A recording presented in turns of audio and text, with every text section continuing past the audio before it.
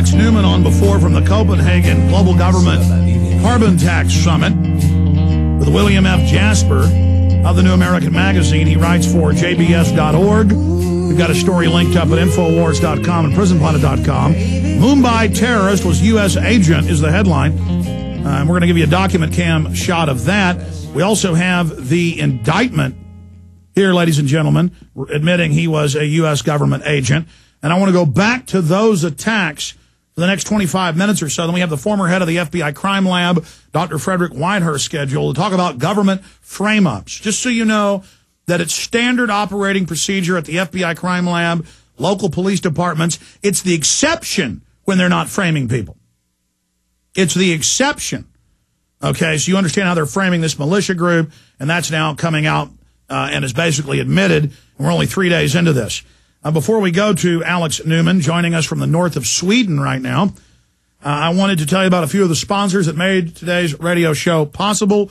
One of them is EcoloBlue.com, ECOLOBLUE.com. Super high quality atmospheric water generators. They grab upwards, sometimes even more, depending on the humidity, 7.5 gallons a day. That's the smaller units. They have big units that can serve hundreds of people. They've shipped some to Haiti. Just a great atmospheric water generators. Their smaller unit goes through 7 filters. The medium size goes through 12. That's the best, cleanest water you can get, bar none. EcoloBlue.com, EcoloBlue.com, or 800-691-6043. Also want to thank eFoodsDirect.com. I've heard a new ad they've got running. When you buy a 1-month supply of their high-quality, non-GMO, non-hybrid food, they're giving you a free seed bank. So you can have storable food and great high-quality seeds. eFoodsDirect.com. You'll never stand in a bread line if you have your own bread. It is essential going into this depression that everyone have storable food, firearms, silver, and gold. I have all that as well. eFoodsDirect, the letter E, FoodsDirect.com, 800-409-5633, 800-409-5633. Don't procrastinate. They are the best. We have searched. I bought food from different people. This is recently made. Every month they make the food new. The biggest outfit in the country, the best, eFoodsDirect.com, 800-409-5633. And lastly, don't forget, I've got 2 new films coming out at Infowars.com on PrisonPlanet.tv in the month of April. On the 15th at PrisonPlanet.tv, it premieres. You can pre-order the DVD to have it in the highest quality and support us. Invisible Empire, New Order Defined. Go watch the trailers, read about the film. Amazing, groundbreaking documentary. And then, of course, Police State 4, The Rise of FEMA. Haven't made a police state film in close to 8 years. This covers the FEMA camps, the executive orders, the COG, the shadow government, the martial law, the sound cannons being used on citizens, the G20, false flag terror, Hardin, Montana, Glenn Beck's cover-up of this information, both DVDs available at Infowars.com. And we have a brand new T-shirt in. It says Barry Soetoro at the top, big picture of the man known as Barack H. Obama, and on the back it says Infowars.com. And people will say, well, who's Barry Soetoro? That's Obama. And you can explain, no, he really is an Indonesian citizen and eligible under federal law to be president. Forget the birth certificate, and there's clear evidence that that's real. You know, that he doesn't have a birth certificate, that it's just a fake receipt. Point is, this is a great way to get the word out about Barry Soetoro. Okay, Mumbai terrorist was U.S. agent. Now, I saw this morning, and then I saw the link to the affidavit where it talks about Headley, who was this son of a U.S. diplomat, classic spy kids. We knew that the so-called shooters had PCP, LSD at levels that would kill some people in their bodies.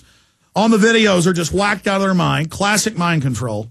We knew the U.S. government was jamming signals. I mean, this came out. Here's our articles from over a year ago, December 7, 2008. Arrests provides more evidence. India, Israel, and U.S. behind Mumbai attacks. It goes through the head of Indian intelligence who was killed that day, days before, saying these are staged attacks coming. He was there to try to stop it.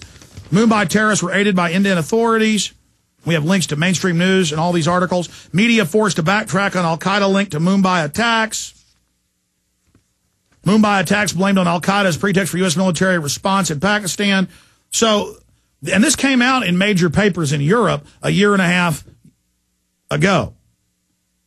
But now it is a huge firestorm in Europe and in Asia and in the subcontinent because imagine hotels, shopping malls, people running around, just waving machine guns and hand grenades, killing people, flipped out of their minds on psychotropic drugs.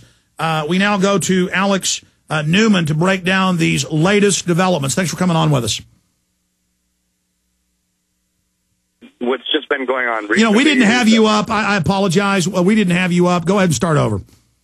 Oh, no problem. Thanks for having me, Alex. And so basically what's going on now, what I was just writing about, is that this terrorist, well, supposed terrorist, also a quote-unquote former government agent, it was just reached a plea deal with the U.S. government, which is going to do a lot of things.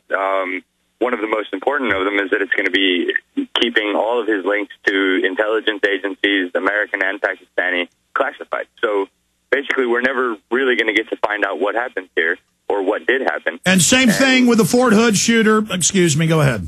Oh, no problem. But it's just really ridiculous. And the Indians are furious about it. The American press hasn't really given it too much coverage.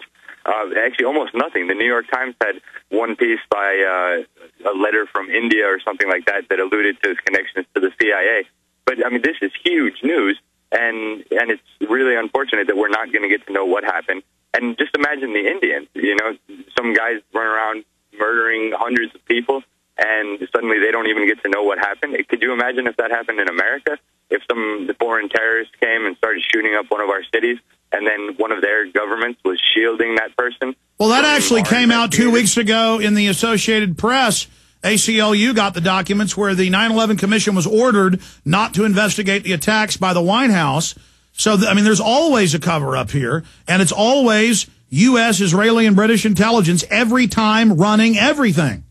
It is. It's just such a pattern that every time one of these things happens, you always have the government trying to hide things. And I mean, if there's nothing to hide, why are they acting so suspicious about it? It's just obvious that something strange is going on here. Well, let's talk about this David Coleman Headley. And this is in the affidavit. This is in the news. U.S. intelligence agent. Yeah, it started back in the late 90s. He got busted trafficking heroin. So the DEA convinced him that he should be a secret agent for them in Pakistan. So he went over there, and during the time that he was working for them, or close to it, he started training with a terrorist group in Pakistan called the Lashkar-e-Taiba, which is a well-known Pakistani intelligence-aided organization. I mean, it's no question. They helped found it. They helped operate it. And, you know, prominent Indians have been coming out and saying this. The top counterintelligence chief of the Indian Security Services has said it. The former Indian ambassador to Pakistan has said it. What's going on here is the government was in some capacity involved in this, and they had to have known about it at the very least, and there's probably more to it than that. And with this plea agreement that he just got, we're never going to get to know, unfortunately. So it's just a travesty what's going on here. Well, what we know is he admits to running the key GPS operations, being in a leadership position, and then everybody else gets killed, and their bodies are full of PCP, LSD. I mean, we don't even know if this is supposedly the people. They could have had just some nuts separately who were hallucinating, and then black ops shoot some of the people, and that's what witnesses said they were seeing. The former head, well, at the time, the head of of anti-terror forces, he gets killed in the attacks. He was coming out saying that Western intelligence had infiltrated and was going to stage this attack. He was there to try to stop it. He got killed. A replay of John O'Neill back on 9/11, the FBI head of counterterrorism, being killed. And so this just goes on and on and on. But the motives here are certain factions in Pakistan that want the U.S. to come in, stage an attack against India as a pretext for U.S. forces to be brought into Pakistan. Yep.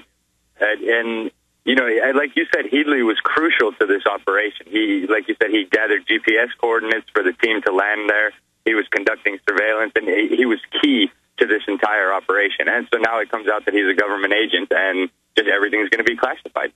So something incredibly suspicious is going on, and the people really need to start asking the government what is going on here. I mean, and the Indians, too, are just outraged that this could happen. Well, let's go over more of this guy's past and what type of government agent he was, and now they're talking about basically you're giving him a lower sentence or something, and that they're protecting him under national security. Yeah, well, in his plea agreement, I mean, for this crime, obviously, he could have gotten the death sentence. And with this plea agreement, he might not even serve a life sentence in prison. So, I mean, this is clearly some kind of cover-up, some kind of protection going on for this guy. And the U.S. is actually bound by treaty to hand him over to Indian authorities. So we're actually not fulfilling our obligations in order to cover up the trail of this guy. And so some people have been saying that, you know, maybe they just made a huge mistake and their agent went totally rogue and out of control, and now they're trying to cover that up. But the thing is, we're not ever going to know because it's all classified now. So, you know, it would seem like if it was just an innocent mistake, there wouldn't be the whole brouhaha trying to cover it up. It would seem that they would just admit they made a mistake. Everybody makes mistakes from time to time, and, you know, just come clean. But that's not what we're seeing at all, unfortunately.